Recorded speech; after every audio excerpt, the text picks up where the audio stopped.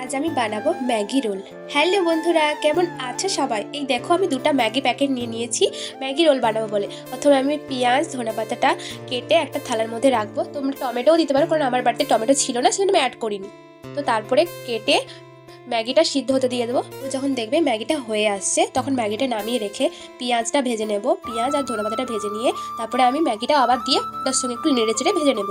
অল্প তেল দিলেই হবে, বেশি তেল দেওয়ার দরকার নেই। হয়ে গেল আমার ম্যাগির পুরটা হয়ে গেল। এবার আমি সেটা নামিয়ে রাখবো। নামিয়ে রেখে যতগুলো বানাবে পরিমাণ মতো ময়দা দিয়ে মেখে নেবে। মেখে নিয়ে আমি ডো বানিয়ে নিয়েছি দেখো।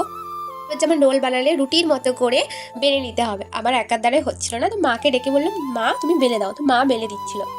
একটা বাটির মধ্যে একটু ময়দা দিয়ে একটু জল দিয়ে গাঢ় গাঢ় করে নিতে হবে, নাহলে চিট দেবো তো সেই জন্য, নাহলে ছেড়ে যাবে তখন কি হবে বলো তো। সেই জন্য এটা করে নেবে, তাহলে ভালো হয়।